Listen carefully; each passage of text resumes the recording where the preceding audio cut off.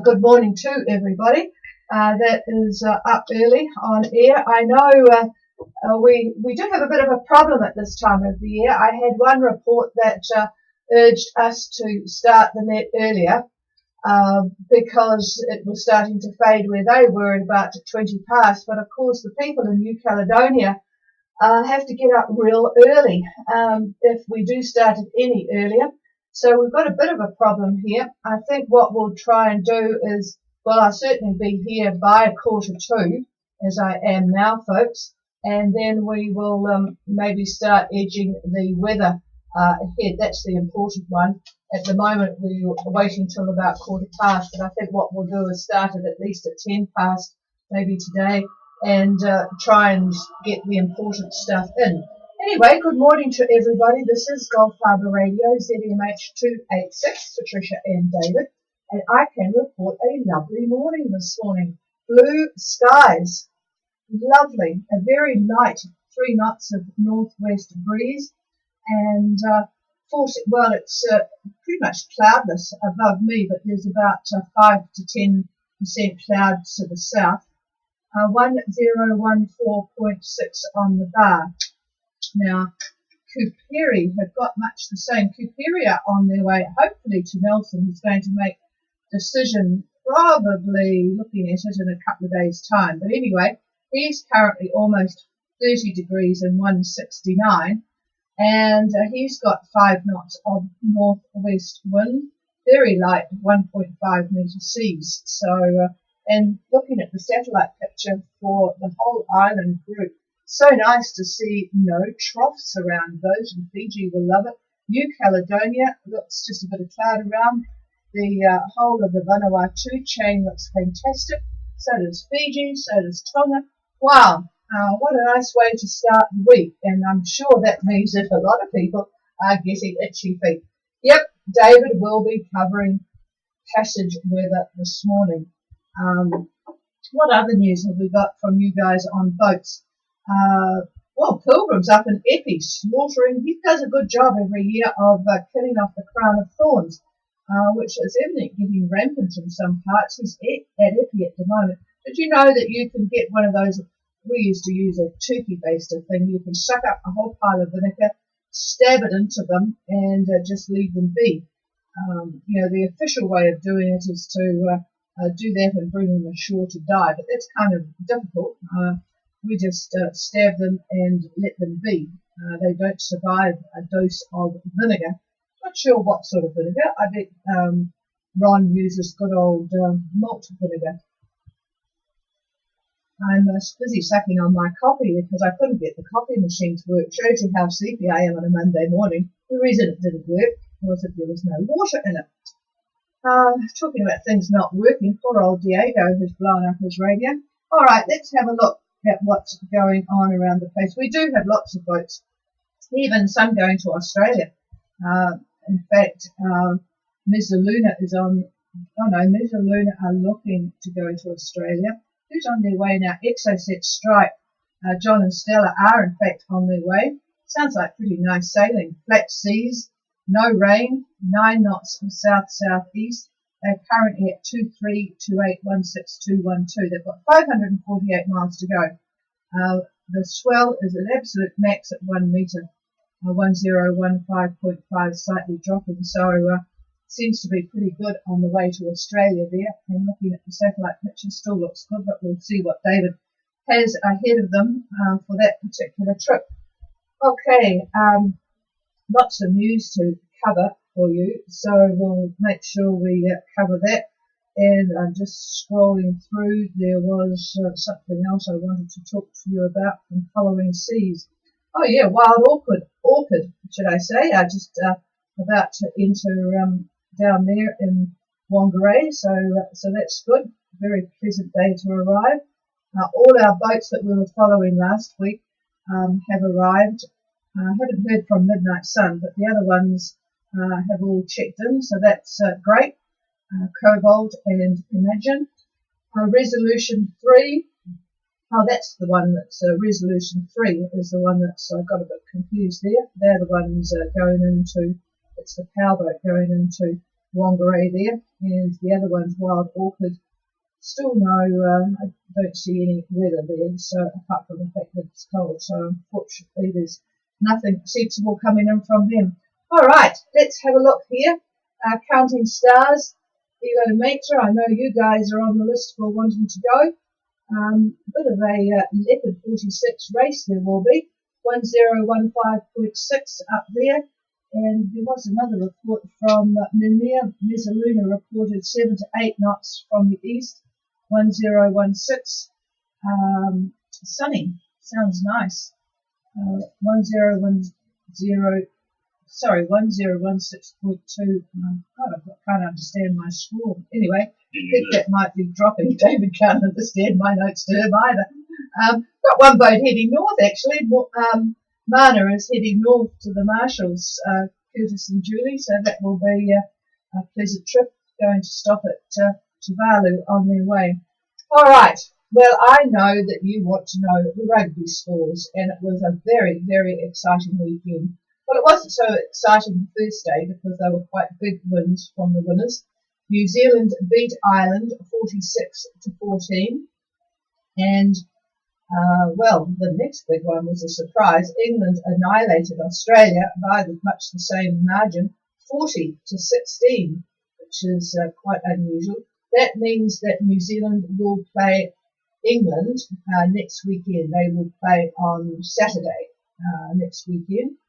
Well, the France-Wales game was a nail-biter. At half-time, France were well ahead of Wales. But just into the second half, they had one of their key players sent off. He elbowed somebody in the ruck. It was the guy with the unpronounceable last name, Sebastian Lahahina, or whatever it is. So he got sent off, and they played with one down for the entire second half, and Wales just beat them 19 to 20. 19 to 20. Even the Welsh coach admitted that the better team had lost. And as expected, the final game last night, about midnight, Japan got well beaten by South Africa 26 to 3. But they certainly they had a great showing for their country to reach the quarterfinals, so no one was too upset about that. They acquitted themselves well.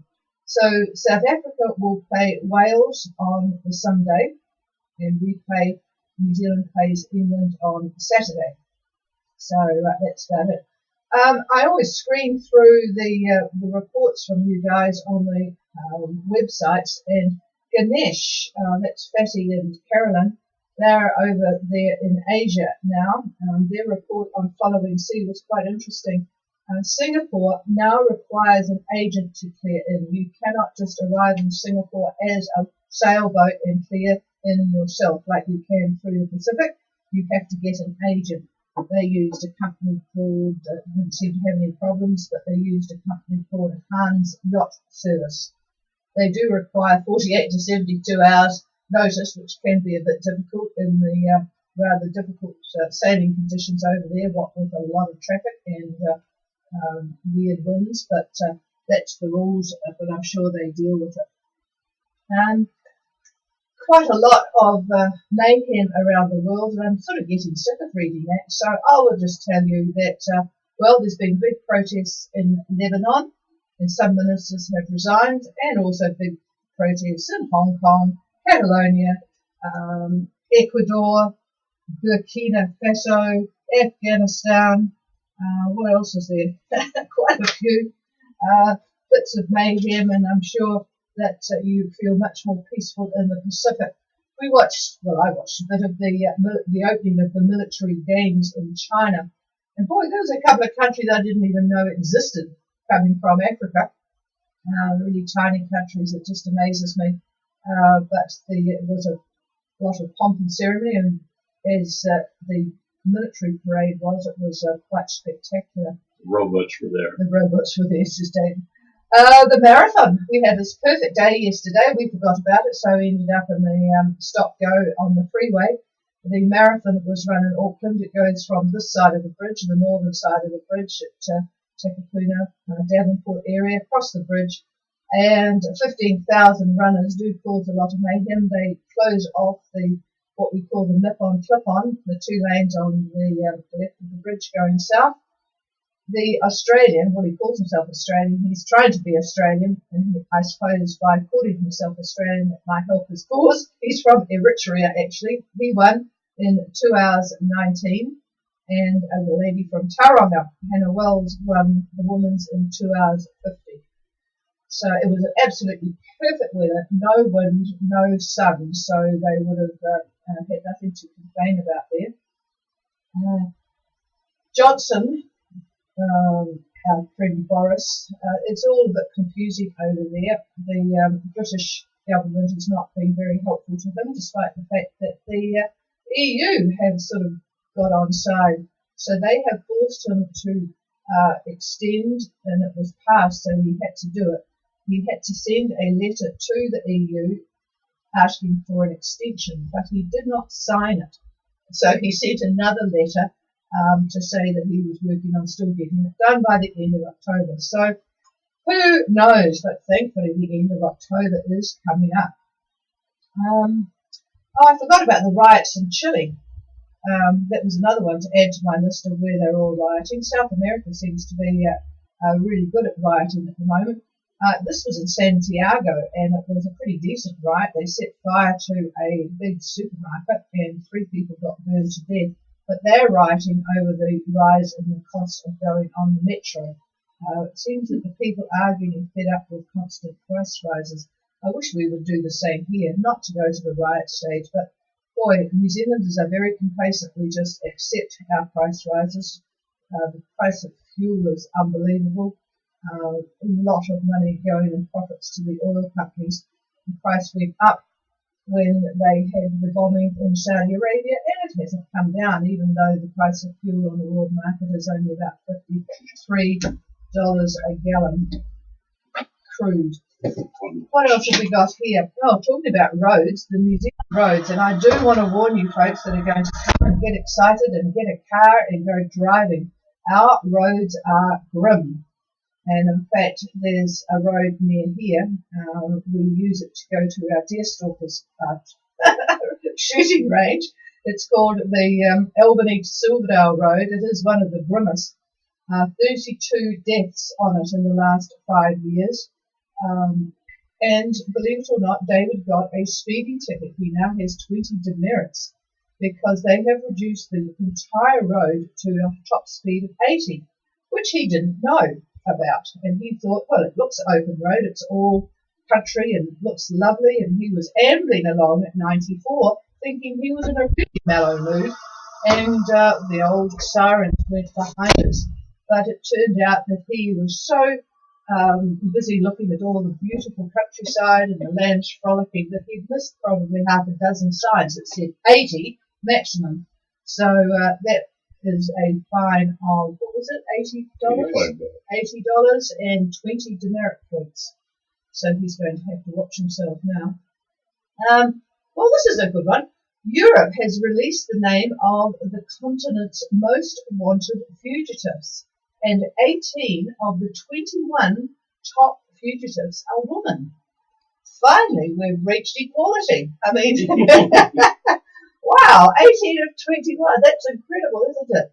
I think that's pretty good going for the woman there. And might not be on boards or CEOs or whatever, but at least they're doing well in the criminal world. If you want a TV station, folks, MediaWorks here in New Zealand, who run TV3, is up for grabs. It's for sale. Probably a giveaway for the TV station because it loses about $15 million a year. But if you want a TV station and you've got the skills, it couldn't be much worse than it is at the moment. Although their AM show is always good. When we're at a motel, we usually like to watch their AM show. So she having another swig of coffee. Qantas flew their first 19-hour flight from New York to Sydney yesterday. 19 hours and 16 minutes, 16,200 kilometres. This was in the new Dreamliner 777.7X. Actually, when you think of how long a person is inside, you'd have to add to that all the time on the ground, manoeuvring, getting organised. That takes almost an hour, doesn't it? Unless you're flying first class, in which case you can stay in the lounge until 20 minutes before you need to. But next month they're going to experiment with the London to Sydney flight.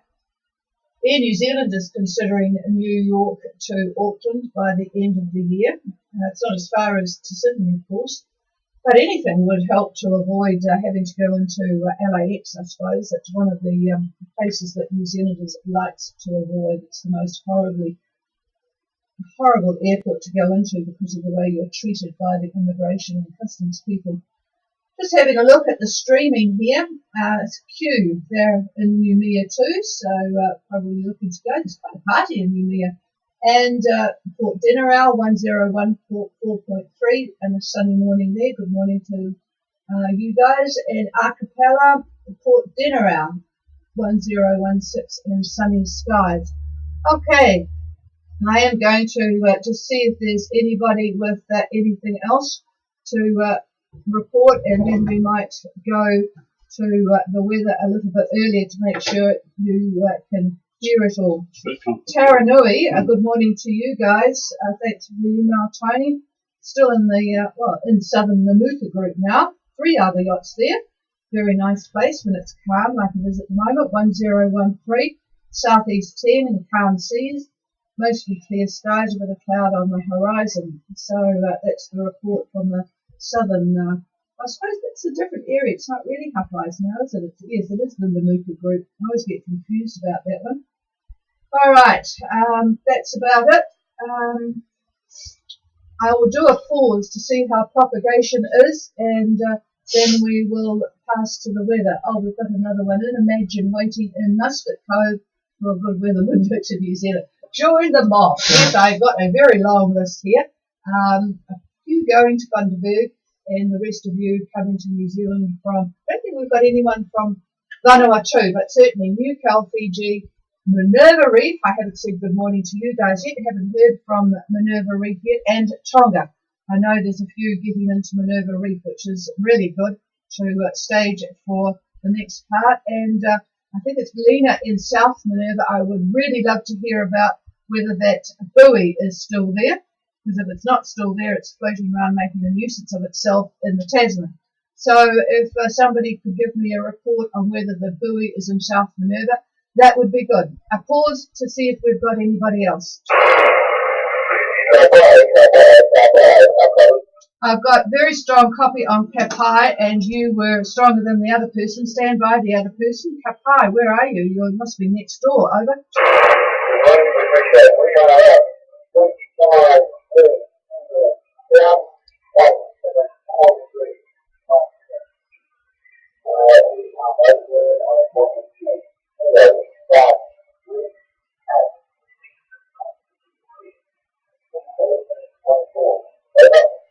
Okay, some of that wasn't clear. It's very strong but not clear, but I've got you at 24 and 173.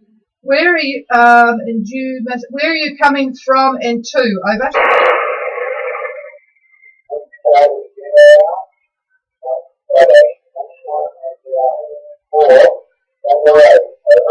Whangarei. Okay, so Dinnerau to Whangarei, and so you'll be listening shortly. All right, pretty good signal from you. And just make sure I got it. I didn't write it down, and I should have. 2 or 3 did you say on board? Over. Okay, got that. 3 on board. Got Kapai there. All right, 3 persons on board. What? The wind is 6. What direction? I'm sorry, your speed was 6. What direction is the wind? Over.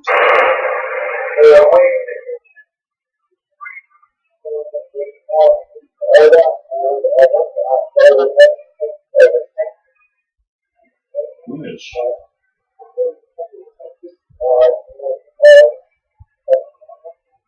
Goodness, the radio is strong, but I'm having a bit of a struggle. Very big his mouth was. Yes, just hold the microphone really steady in one position, and say the wind, speed, and direction again. Over.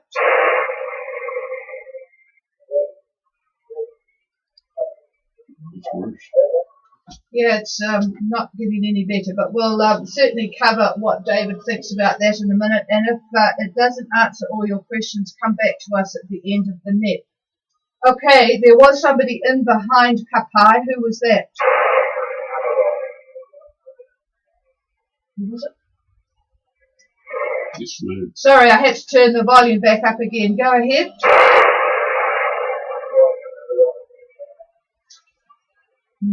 Geez. We're going to miss everything. Okay, I'm going to call on Eye Candy. Eye Candy. Who was that, please, Andrew?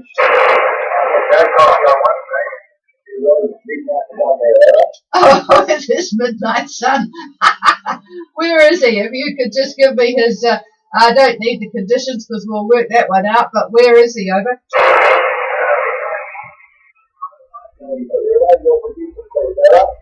It's ETA also. ETA is here. It's midnight sun. ETA. I think it's an ETA also. I don't care where. I want to know when. Oh, good, I get my coffee.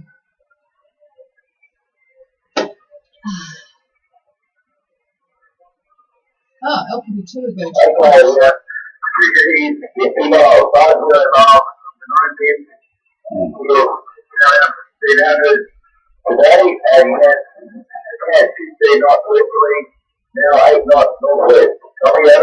Oh, you're booming, and thank you very much. And it's a shame you didn't get Kapai as well. Oh, well, he's done well. 50 miles to 9 pin. 9 pin, for those who haven't carefully looked at their New Zealand charts, it's sort of a place to aim for. It's where you turn the corner, basically. Don't put 9 pin exactly in your places to go as a waypoint. People have hit it when they've gone to sleep.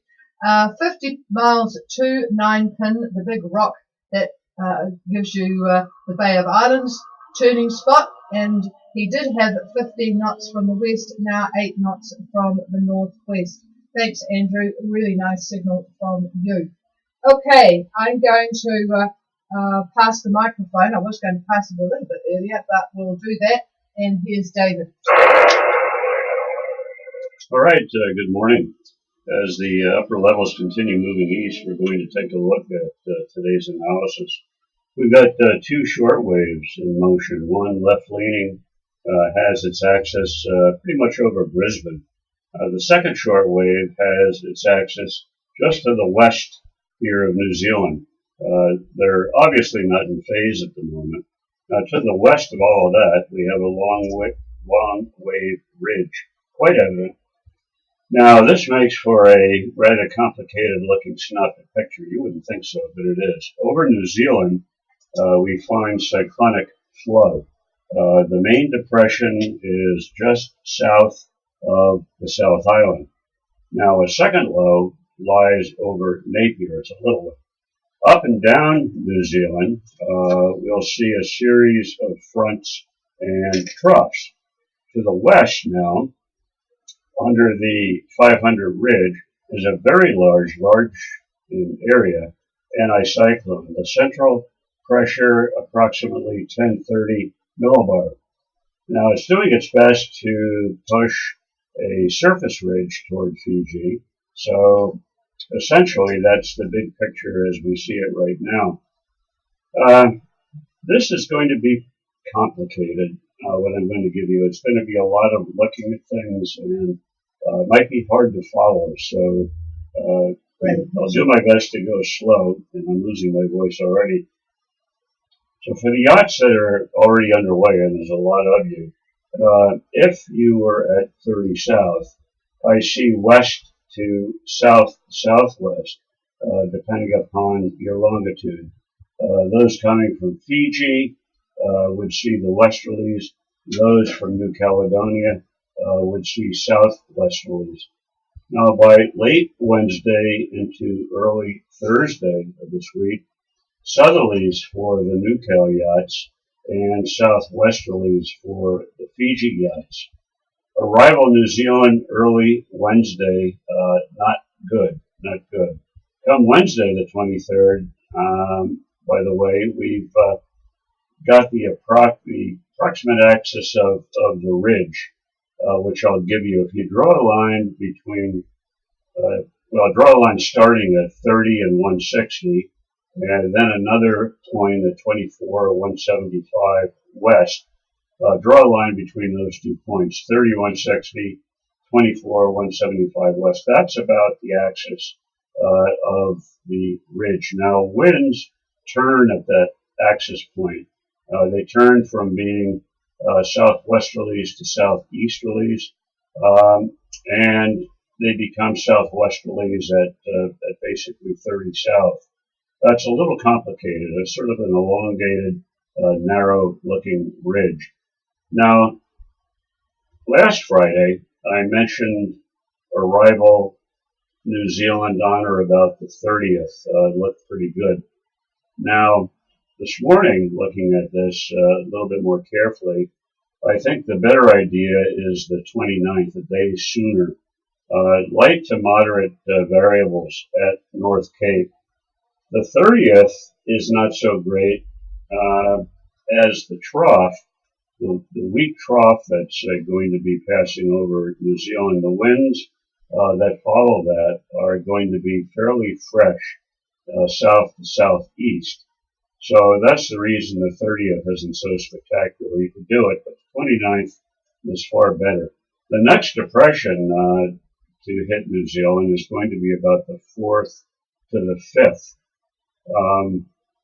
Now, that's obviously November, but the center of that is to the south. So the strongest winds are going to be the latitude of the Bay of Plenty. So in other words, the Tauranga areas where the strong winds are going to be. But the winds from North Cape to Cape Brett are going to be a little bit lighter. They'll be westerlies as well, but they'll be in the 15 to 20 range as opposed to 30 to 35. So if the models hold true till then, which they probably won't, but if that's the case, even though it looks pretty grim on the 4th or 5th, if you have no other choice, it's quite possible that it might not be too bad, but I wouldn't recommend it at this point, mainly because of we just don't know what's going to happen. Okay, so departure today or tomorrow. Basically, east-southeast winds, 10 to 15 knots, depending upon where you are, Newcastle or Fiji. That's about what you're going to have. Cyclonic winds are going to be found at 26 south on Tuesday. So that very large depression to the south is unfortunately going to find its way that far north. So the southeasterlies that you'll have when you leave are going to give way to westerly quadrant winds as you head south. Now, I think we warned you about the strong winds in New Zealand on the 24th. A minute ago, I said it's definitely not a good idea. That is the next frontal band and depression. Wednesday, the 23rd, the day before, 2 days from now, we're going to see probably 30 knots or so over the North Island. And they'll be shifting to southwesterlies on the 24th, and they'll be 30 knots or so as well. So not a very pleasant arrival. Now, those of you like Midnight Sun that are coming in today, tomorrow, you'll beat that. So that's very, very good timing, and you'll be in good shape if you do that.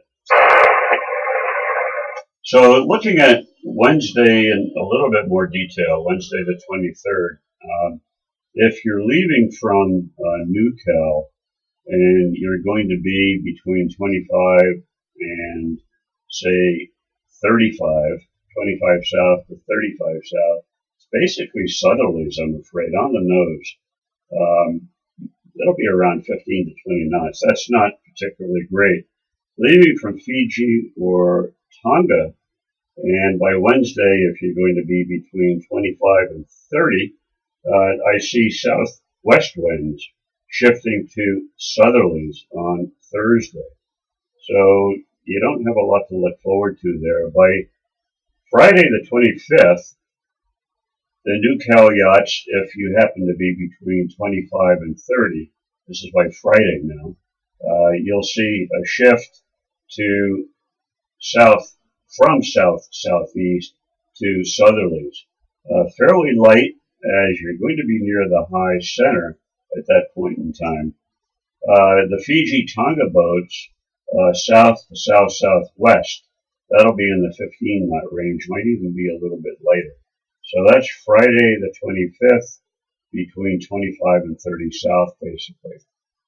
Now, most of this data that I'm giving you is from, I'm using UK Met on this because you are all getting GFS or EC, so I'm giving you another look from a different model, so you can compare what I've just said to what you're seeing on whatever source that you're using.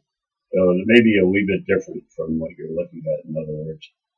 Now, by Saturday, this coming Saturday, the NewCal yachts, if you're at 32 south, you should be looking at southwest 10 to 15. They're not strong, but it's not a great direction either. By Sunday, the 27th, you should be arriving about that time, and you'll be looking at west-southwest around 15 knots. So a little bit of westing is looking to help prior to this. Now the Fiji yachts from 30 south to New Zealand on Saturday the 27th, we'll be looking at southwest to southwest, 10 to 15. Arrival Sunday, the 27th, not bad, light air from North Cape to Brett. Could be variable, but maybe expect west-southwest, but it could be quite variable. It's all a function of the very weak high we're going to find to the north. So arrival between then and the 29th, you could expect northwest winds. They are cyclonic, so convective activity is quite possible. Whenever you've got cyclonic winds, no matter whether they're westerlies, southwesterlies, or even northwesterlies, you're going to find convective activity. That's just the nature of it.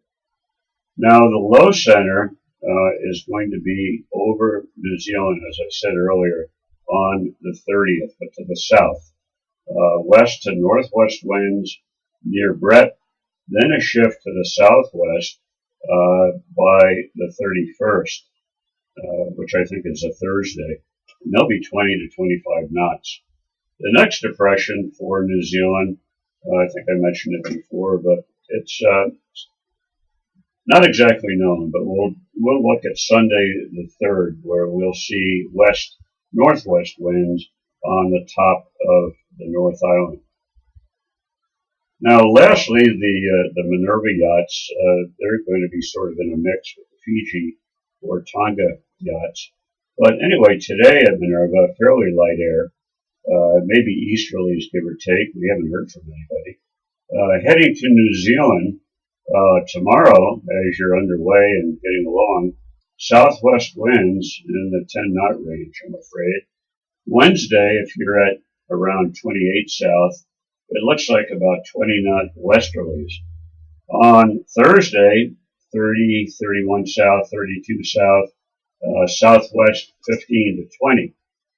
And by Friday, should be arrival on about Friday, southwest winds around 20. So it's mostly a headwind trip, I'm afraid. Yeah, not great. In fact, most of this trip, as you get south a bit, after a day or two, a fairly decent breeze when you leave, the winds are going to be mostly headwinds. We'll look at the islands very, very briefly. This is probably, the whole thing I've given you is probably confusing. But Tonga, mainly fine, light to moderate, east to southeast, I'd say about 10 to 15. Tuesday, tomorrow about the same. Imagery indicates pretty fair weather. A few scattered cloud is visible on the satellite. Wednesday, you can expect southeast in the 15 knot range. So like I say, leaving looks pretty good. Fiji also looks good on imagery. There's cloud to the south of Fiji. So as you depart, if you do depart, you're going to be encountering some convective activity. Today and tomorrow, Fiji proper, we'll see some cloudy periods. Afternoon showers possible, quite common. Winds today, I'd say east-southeast to southeast, about 15 to 20. Tuesday, the same. Wednesday, east-southeast, 15 to 20. So again, departure winds, not too bad, typical. Let's put it that way, quite typical. Vanuatu, not bad on imagery, although there is a fair amount of cloud over Tanna and Anisha. The winds look pretty good today, very good today for Vanuatu. East to east, southeast. Now, that's about as good as it gets if you want to move south. So any of the boats that are in Vanuatu and do want to position yourself further south, boy, today looks good. Light air too. Now tomorrow, east-southeast, it's going to pick up to about 15 to 20. So as I say, it does pick up just a little bit, but not a bad direction. East-southeast for Vanuatu, it's almost a miracle. New Caledonia, scattered cloud on imagery, fairly light air by lunch, southeast to east-southeast 10 to 15. Later today, I would say southeast, right around 15 knots. Tuesday, east-southeast to southeast 15 to 20. Possible showers. And on Wednesday, southeast 15 to 20 as well. Now the actuals, the outer reef early this morning at gust east 17 knots. So a little bit of air, but easterly winds, that's a very good direction for departing New Cal. Field to Pan, east 4 to 7. Can't get better than that. Noumea, easterly 7 to 13. Departing New Cal to have anything like easterlies or east-southeast, that's almost a miracle as well. So very, very good departure winds. But as you've heard, as you get further south, the winds, I'm afraid, are going to be turning in a not so pleasant direction. So that's all we've got. I assume a whole slug of you are going to be leaving, arriving hopefully just before the 30th. 29th would be a better choice. And you're just going to have to deal with some light air midway. And after that, after you get through the axis of that ridge, then I'm afraid you're going to be dealing with either a hard on the wind or a close reach or something like that. So it could be a motor sail, some tacking. That's about it. So we'll see who left.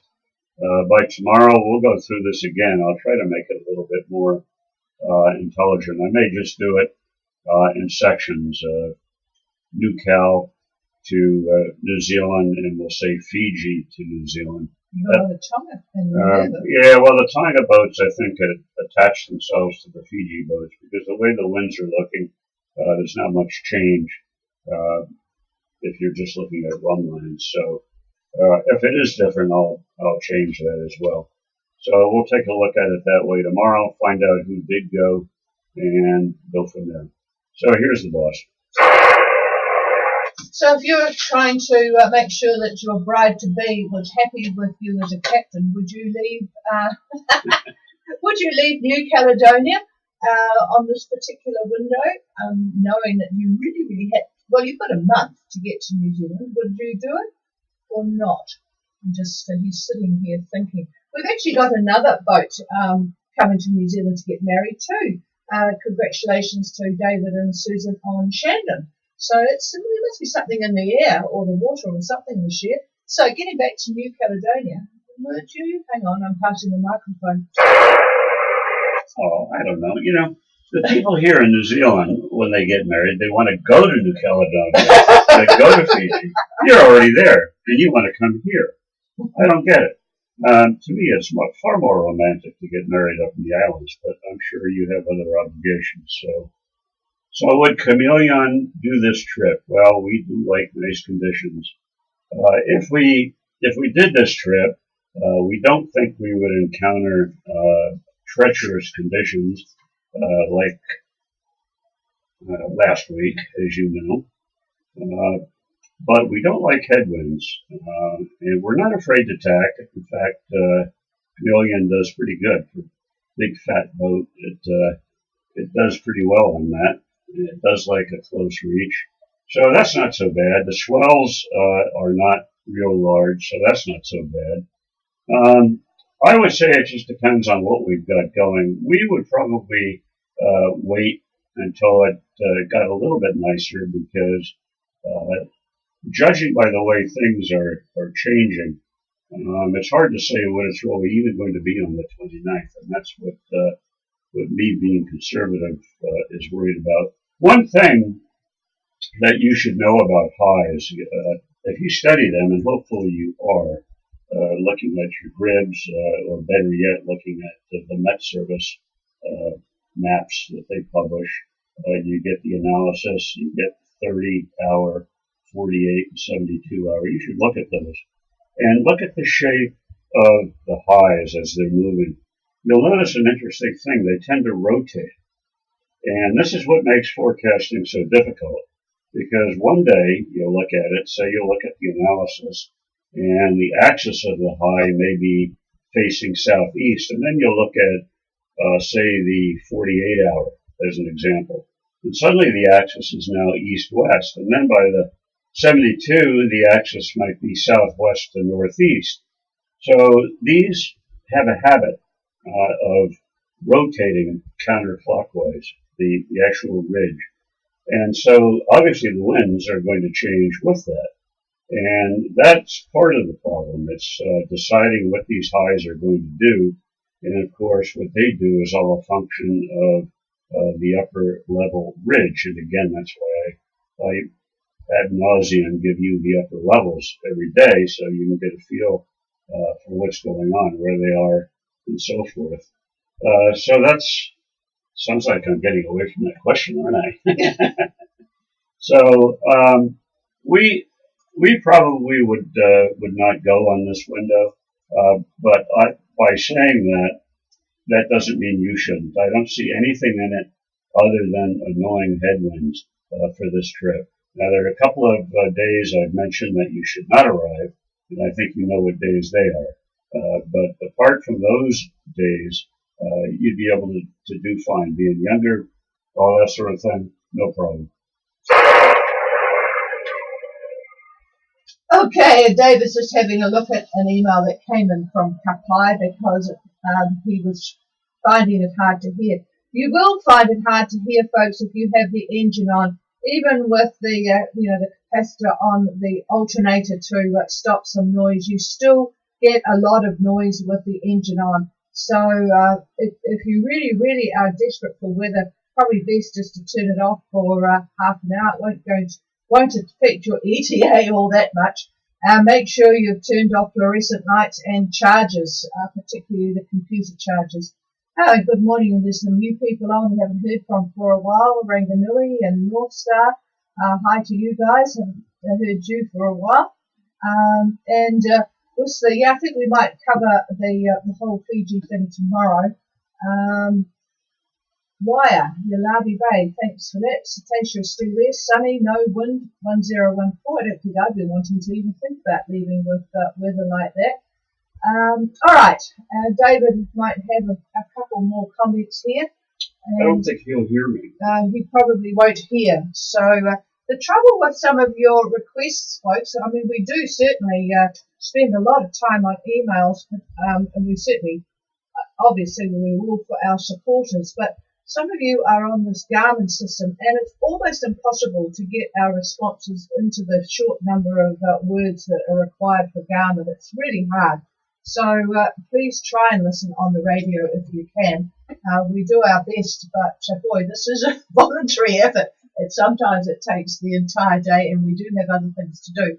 But anyway, I'll try and take some notes from what David talks to Kapai about now. All right, well, maybe we all can learn from this. Kapai is at 25 south, and we'll round it off to 175 east. And of course, they're making for Cape Reinga, ultimately Opua.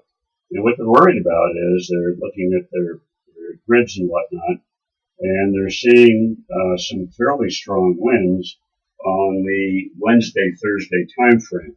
Now he is saying that GFS, what's he saying? GFS looks okay, he says, but EC is not looking very pretty with 30 knot winds. Well, I can tell you GFS is not looking very pretty either.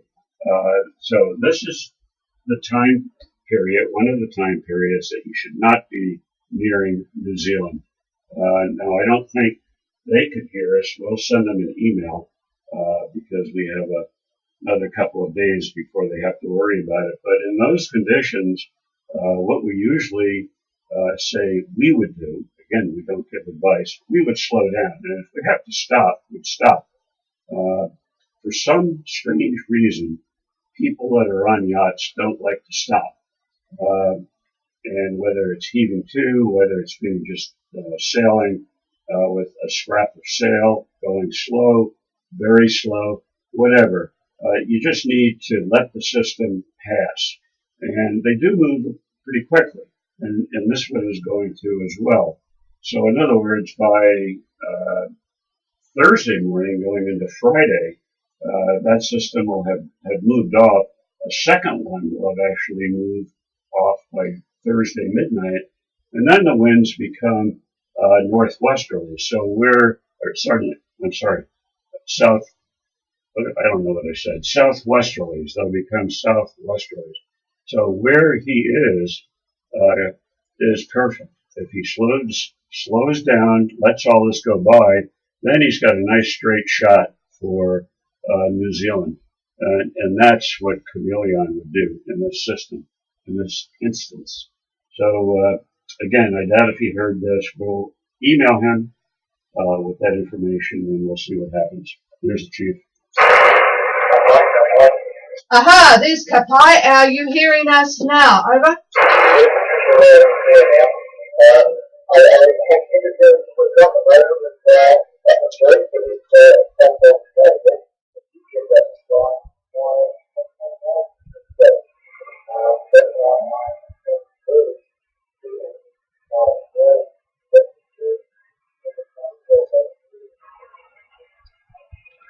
Okay, you've got a strong signal, but it is distorted, so I'm not understanding you.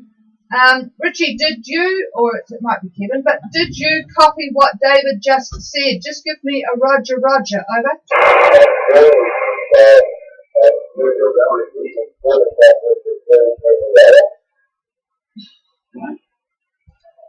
Just yes or no. Just tell us if you got what David said. Did you copy him? Over. Oh, good. Got that clearly. Yes, it's a really funny one. It's so strong. It's just a little bit overdriven, is what we would say.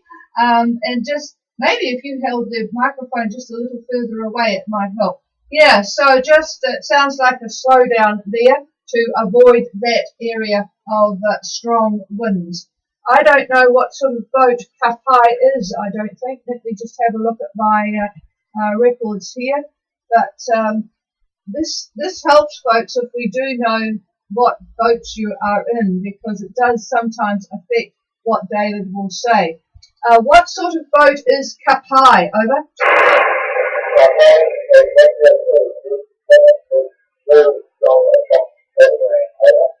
Oh, yeah. It is a catamaran. I got that bit. And I think you said 37-foot catamaran. Didn't get the rest of it. But so yes, you will want to avoid that. I'm going to pass the microphone again, seeing as you are copying us. Well, no, nothing much more to say. You've heard it. So just continue to get the gribs.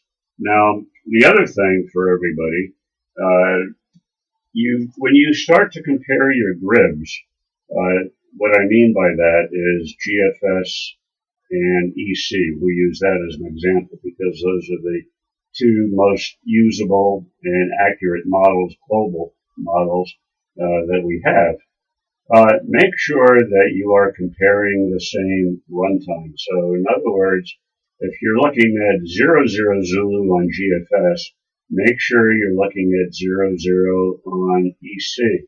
Don't look at the 1200. Make sure that they're the same runtimes. And try to also look at, I could explain this so you understand it. If you're looking at the 00 Zulu runs for your information, and you're looking at EC and you're looking at GFS, the next time that you compare the two, use the same 00. Don't go from 00 to 12. The only way that you're going to be able to judge the models is let that 24-hour period go by. Now, you could look at 12 and 12 for EC and GFS, as long as they're the same time, 12 and 12. But it's best, normally we find yachts don't have all the time in the world to be pulling all of the stuff down, but it's best just to pick one time that's convenient for you, where you get the best reception from SailMail or your satellite, whatever it is, and go from there. But the most important thing is to make sure the times are the same, because the models will be different. That's how they handle the initialization is what differentiates them to begin with. But then if you're using two different runtimes, the initialization is going to be vastly different, and they aren't going to agree. So I think that's all I wanted to say. Here's the chief. Well, we heard from Meriden, and they're going to have a go with an ETA of the 29th. So there you go. Make sure you put the pedal to the metal, and we'll hopefully the 29th will be it. Initially head for Whangarei. If you can't get to Whangarei, you could just go into Opua. One year we always make a destination Opua just in case we have to run for shelter.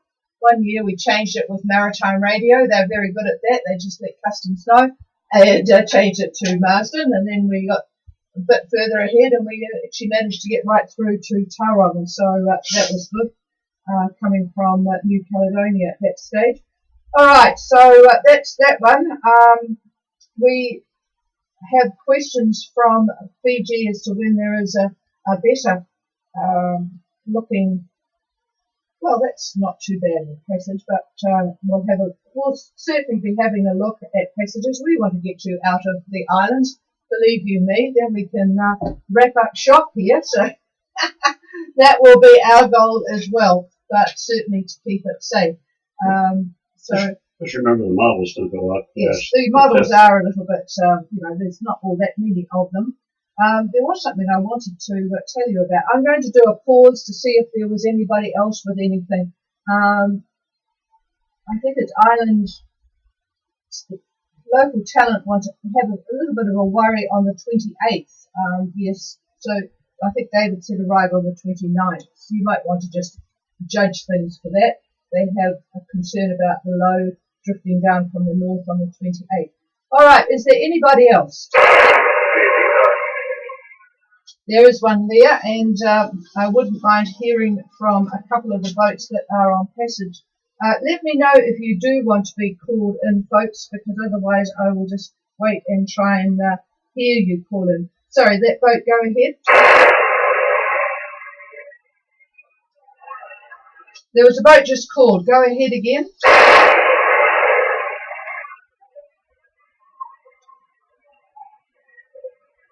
Well, I've lost the boat that just called. Could anybody tell me who that was? Over. Oh, hi, Andrew. Who was it?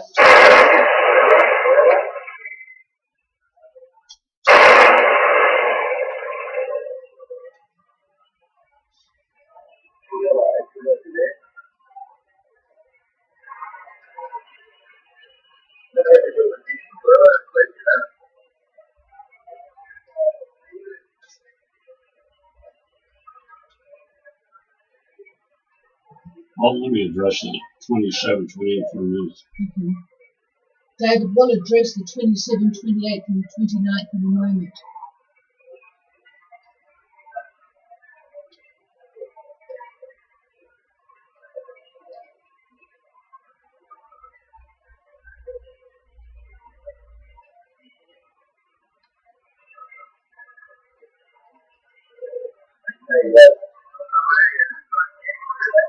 Thank you. Go ahead.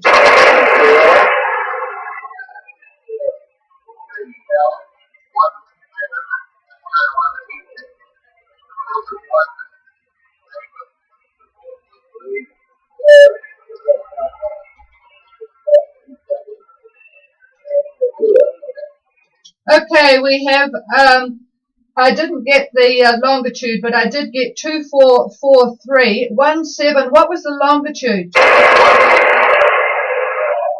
That sounds better. 168 on a course of 180 with an east-southeasterly heading to Opua. Yeah, boy, I haven't got any copy here, and I should do from there. But good that you got him. Boy, that's not a great radio. Don't forget, folks, try and make sure you put it on high power so that people can copy you reasonably well. Thanks for that, Andrew. I'm sorry to work you so hard, but good man. Over.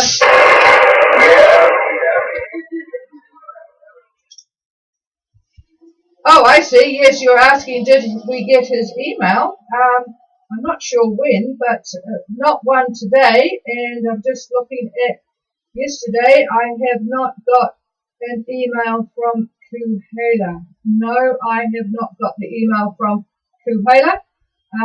No, the answer is around no. Over.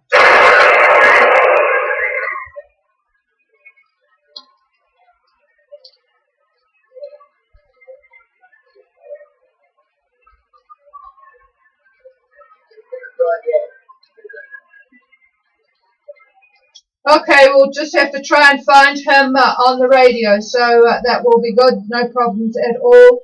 And I have him from you. So, boy, that's not a very good radio. And I'm just checking the websites here. No, I've got Kuperi, but not Kuhela. All right. Thank you very much, Andrew. Could you just put a call out for anybody else? Oh, no, David wants the microphone to further cover something. Hang on, folks. All right, the question had to do with the arrival, since many of you are going to be getting in on, well, now it looks like the 29th, from what I had just mentioned a few minutes ago. The question was worrying about the depression that's moving in from the west. Well, there is one. And the reason I picked the 29th is because that's about the last day I think you could make it in before it actually reaches New Zealand. Now, some of the models disagree with that. A few, well, let's put it this way, GFS and EC have that frontal band, I would say the 28th, about maybe 150 miles to the west of 90 Mile Beach, so just to the west of New Zealand. So that means you would be getting in with very, very nice northwesterlies sliding in, if they are correct. So that's very early, the 28th. Whether or not it's a little bit faster and gets there by the 29th, I will let you know tomorrow. But that's a very good question. Now, other models that I do look at have that frontal band okay, but they have it further west. And that's why I'm hedging my bets on this thing. I'm hoping that the 29th, to give you a little bit more time, would be a day. But obviously, if you can get there sooner than the 29th, then you ought to try. Don't go slow just to be there the 29th. You know, the sooner that you can get in, obviously, the better. Now, I wanted to say one other thing. When I probably am confusing you about these model times, and I said look at 00 over a 24-hour period. You can certainly look at the 00 and the 12s of both models. What I was referring to was the planning stage before you even left. When you're underway, you want to look at the models all the time. But when you're in the planning stage, the reason I like the 24-hour period is it allows for a number of model runs to go by, and as enough time goes by, where whatever the upper levels are doing, it'll be reflected better over a 24-hour period than a 12-hour period. So that's the reason I said if you're looking at either 00 or 12, wait 24 hours to look at the next 12 or 00. That's the reason for that. But when you're underway and you've got people on watch and pulling in data, certainly get the 00 and the 12 and keep looking and looking and looking. I didn't want to confuse you. It just dawned on me that I did confuse you with that.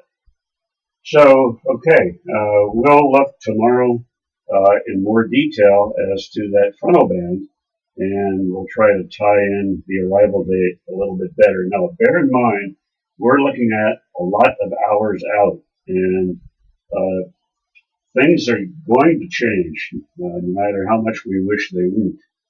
So that's the reason we do this, is looking at it day by day by day. But the thing is, if you elect to leave, just get there as soon as you can.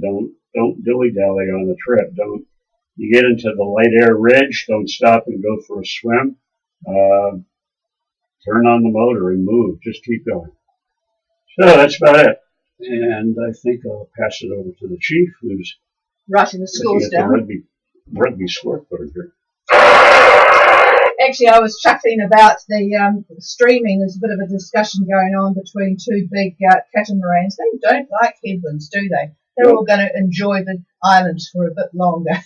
In fact, Whistler are on their way back to Nananu Thake.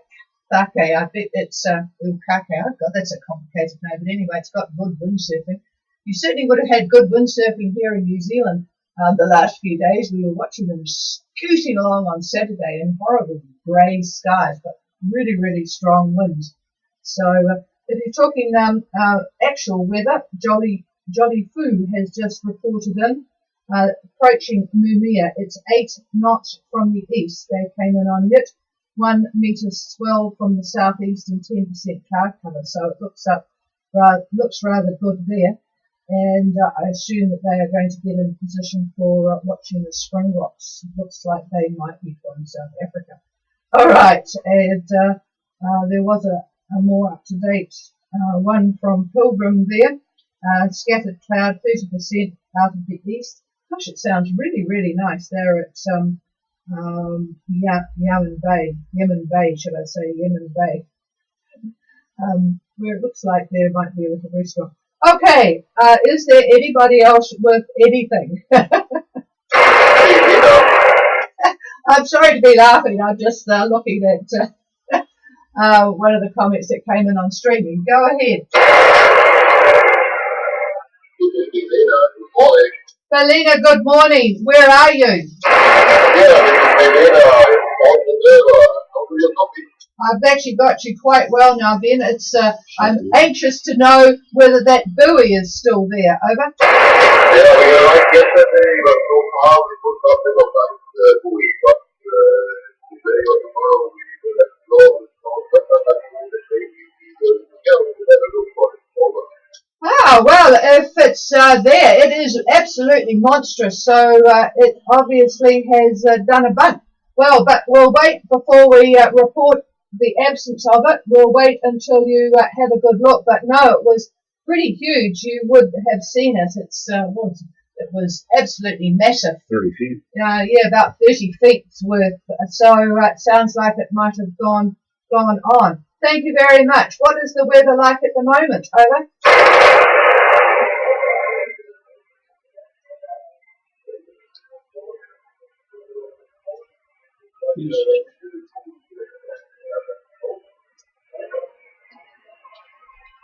That's funny, isn't it? 1 minute you're quite strong and the next minute you're down. Maybe I won't be on the ham net this morning, but hopefully it will be better then. The good thing about the ham net is we've got people all over Australia and New Zealand to be able to work out where the best propagation is. So I'll be on tomorrow. All right. Well, thank you very much for letting us know. I will wait before I do anything with the authorities. But it is a worry that buoy has possibly left South Minerva and is floating around in the passage area.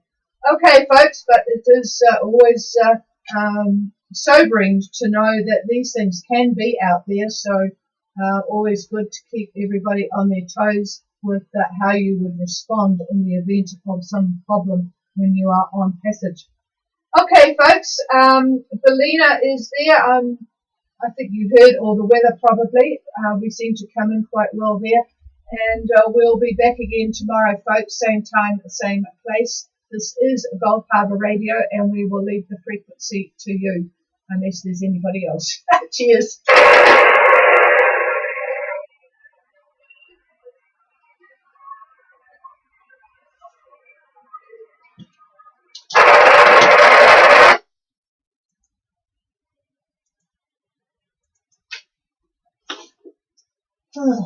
I wish I could hear better. Tired.